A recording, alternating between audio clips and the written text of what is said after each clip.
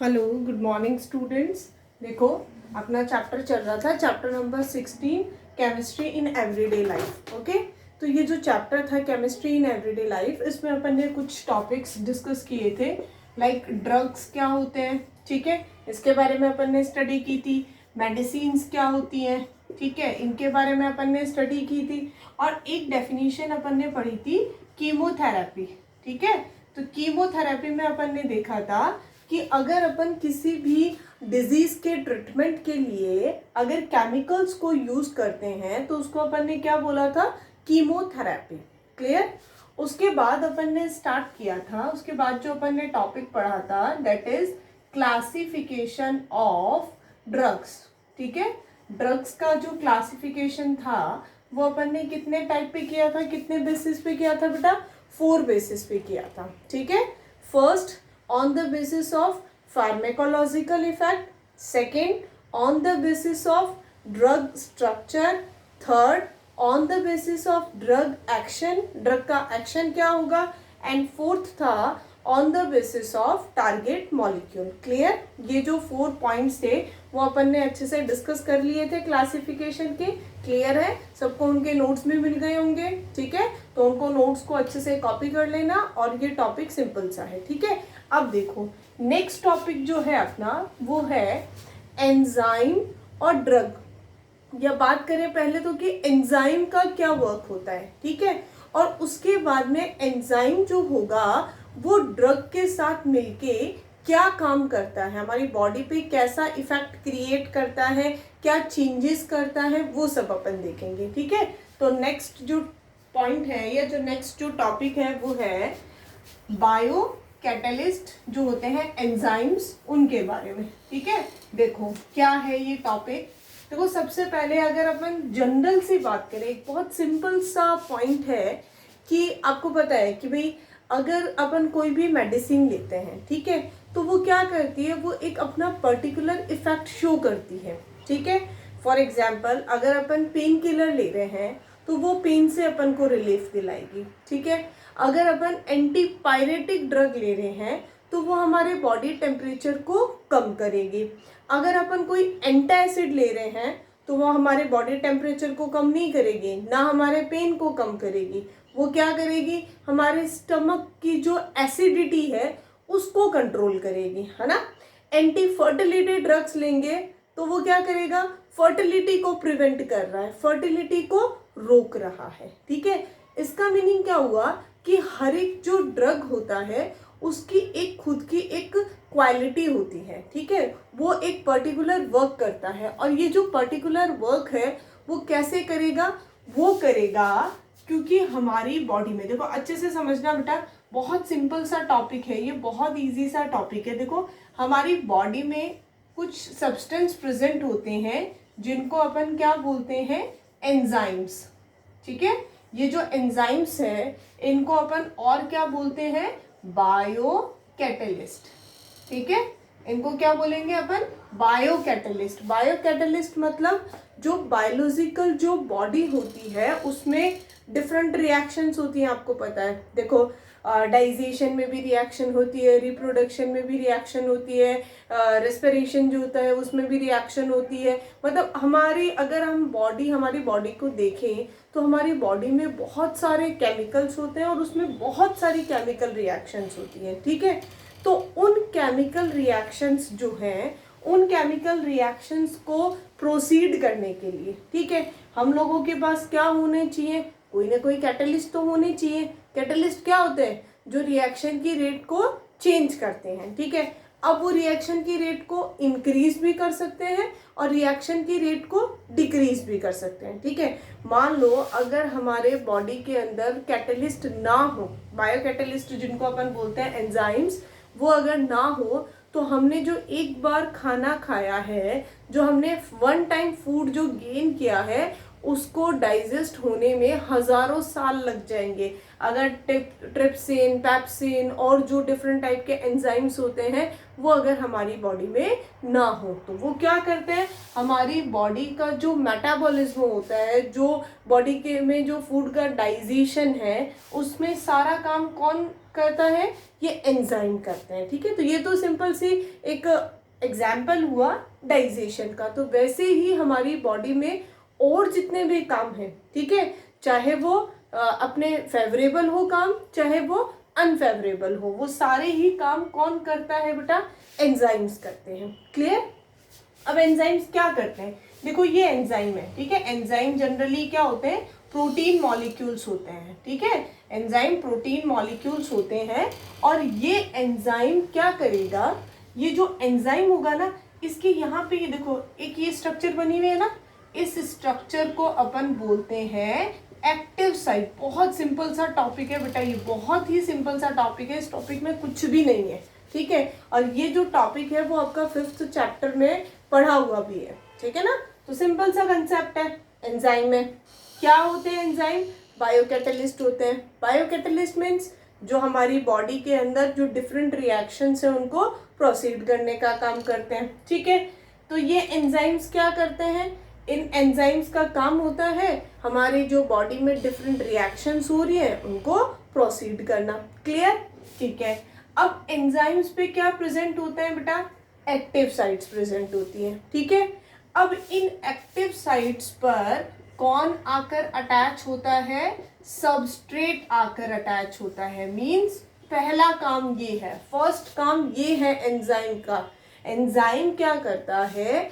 हमारी बॉडी में जो प्रेजेंट सबस्ट्रेट है, ठीक है, अब वो सबस्ट्रेट कोई भी हो सकता है, ठीक है। वो सबस्ट्रेट लाइक हमारी बॉडी के अंदर फीवर के लिए जो रिस्पॉन्सिबल सबस्ट्रेट है वो हो सकते हैं, ठीक है। किसी स्टमक पेन के लिए, मतलब XYZ किसी भी टाइप की डिजीज हो उसको कोज करने वाले, उसको क्रिएट करने वाले जो सबस्ट्रेट है वो है यहाँ पे, ठीक है। ये सबस्ट्रेट क्या करेंगे? ये जिनको अपन बोलते हैं ना, एक एग्जाम्पल अपन ने देखा था हिस्टेमाइन का, ठीक है ना। हिस्टेमाइन कौन से थे?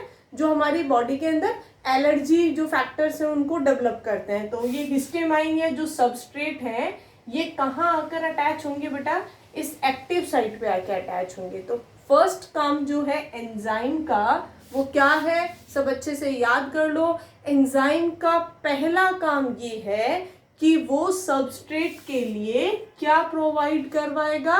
एक्टिव साइट्स प्रोवाइड करवाएगा, ठीक है। क्या करेगा वो? सबस्ट्रेट के लिए एक्टिव साइट प्रोवाइड करवाएगा। कौन प्रोवाइड करवा रहा है बेटा?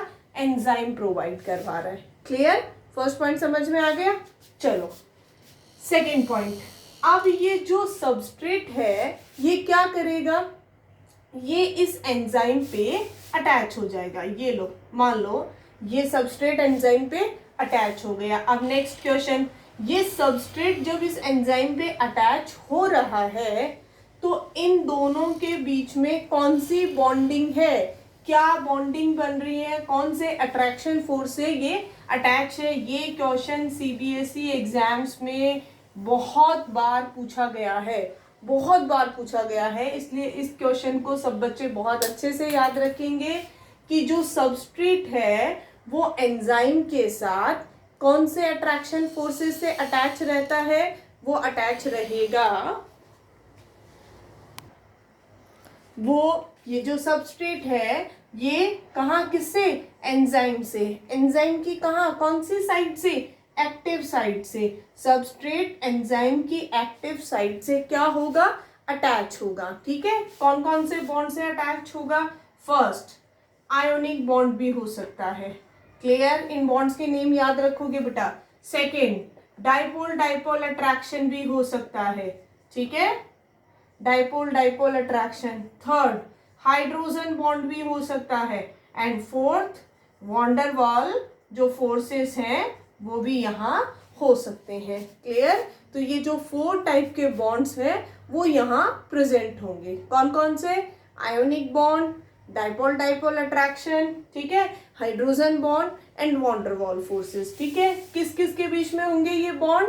सबस्ट्रेट के बीच में और एंजाइम की एक्टिव साइट के बीच में। क्लियर है? ठीक है, अच्छे से समझ आ गया? तो सेकंड पॉइंट, ये जो पॉइंट्स हैं ये अपन पढ़ते हैं कि भाई कि क्या क्या बता रहा है ये अपन को। ये अपन को बता रहा है कि हमारी बॉडी के अंदर जो डिजीज है, जिन फैक्टर्स को, जो फॉरेन पार्टिकल्स हैं जो इन डिजीज को क्रिएट करने का काम करते हैं, वो कैसे क्रिएट कर रहे हैं। ठीक है, तो ये सबस्ट्रेट है, ये सबस्ट्रेट क्या करेगा, एंजाइम की एक्टिव साइट पे अटैच होगा, क्या बनाएगा, एंजाइम सबस्ट्रेट कॉम्प्लेक्स। ये एंजाइम क्या करेगा, इस सबस्ट्रेट को क्या करेगा, दो पार्ट में डिवाइड करेगा, किस में कन्वर्ट हो जाएगा, प्रोडक्ट में कन्वर्ट हो जाएगा, और ये एंजाइम फिर से किसी नई रिएक्शन के लिए अवेलेबल हो जाएगा। ठीक है, ये सारी चीजें आपने चैप्टर नंबर 5 में पढ़ रखी हैं बहुत अच्छे से। ठीक है, बट फिर भी कोई बात नहीं है, मैंने यहाँ पे दोबारा बता दी है, इतना काम हो गया। ठीक है, फर्स्ट पॉइंट सबको याद हो गया, क्या था फर्स्ट पॉइंट, सबस्ट्रेट अटैच हो रहा है, कहाँ अटैच हो रहा है, एंजाइम पे अटैच हो रहा है, कहाँ अटैच हो रहा है, एंजाइम की एक्टिव साइट्स पे अटैच हो रहा है। समझ आ गया। ठीक है, सेकंड क्वेश्चन बहुत इंपॉर्टेंट है, बहुत बार एग्जाम में पूछा गया है, सबस्ट्रेट और एंजाइम की एक्टिव साइट्स के बीच में कैसी बॉन्डिंग होती है। ठीक है, तो सबस्ट्रेट और एंजाइम्स के बीच में कौन सी बॉन्डिंग होती है, ionic bonding, dipole dipole bonding, van der Waals bonding and hydrogen bonding. Clear है सबको। ठीक है, नेक्स्ट थर्ड पॉइंट देखो, 2 पॉइंट्स तो ये हो गए। ठीक है, अब थर्ड पॉइंट क्या होगा, थर्ड पॉइंट ये होगा कि ये जो एंजाइम है, ठीक है, ये एंजाइम क्या करेगा, बात वही है जो अपन पढ़ रहे हैं, उसी बात को थोड़ा सा और घुमा के इसने बोला है कि एंजाइम जो होगा वो क्या करेगा, जब सबस्ट्रेट के साथ अटैच होगा, ठीक है, तो क्या नया काम करेगा, ये जो एंजाइम है इसमें क्या प्रेजेंट होती है, एक्टिव साइट्स। ठीक है, अब आपको पता है एंजाइम जो होगा, एंजाइम क्या है, बायोकैटालिस्ट है। अभी अपन ने कहा एंजाइम कोई प्रोटीन यूनिट भी हो सकती है। ठीक है, प्रोटीन यूनिट है मतलब उसमें क्या होगा, अमीनो एसिड्स होंगे, NH2 देन COOH CH और R, मतलब क्या है यहाँ पे, कोई ना कोई फंक्शनल ग्रुप है।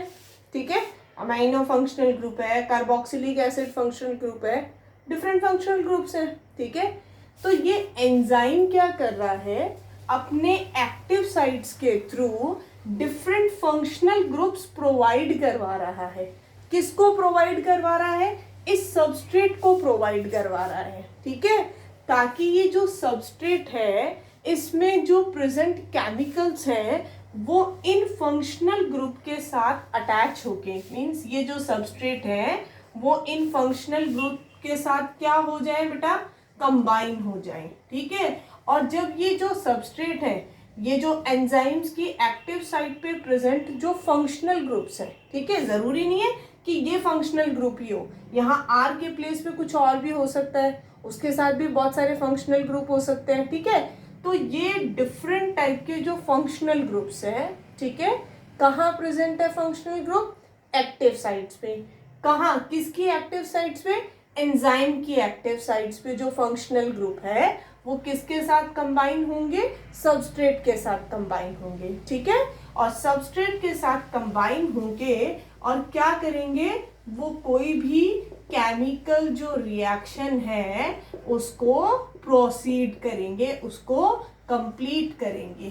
क्लियर, केमिकल रिएक्शन क्या हो जाएगी, कंप्लीट हो जाएगी। समझ आ गया बेटा, ध्यान से सुनो, फिर से पॉइंट सुनो, क्या क्या पढ़ा अपन ने इस पॉइंट में।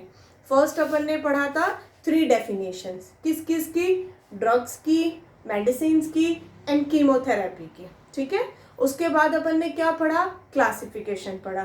किसका क्लासिफिकेशन पढ़ा, ड्रग्स का क्लासिफिकेशन पढ़ा। मैंने क्या बोला, इसमें इस चैप्टर में आपको बुक उठाने की, नोट्स उठाने की कहीं जरूरत नहीं है। आप लेक्चर सुनो, आराम से उसको मेरे साथ रिवाइज करो, अपने आप ही ये चैप्टर लर्न हो जाएगा। ठीक है, मेडिसिन आएंगी तो वो भी मेरी हेडेक है आपको लर्न करवाने की। ठीक है, तो अच्छे से सुनो आप बस, ठीक है, बहुत मन लगा के। देन ड्रग्स को कितने कैटेगरीज में क्लासीफाई किया, 4 कैटेगरीज में। First on the basis of pharmacological effect, second on the basis of drug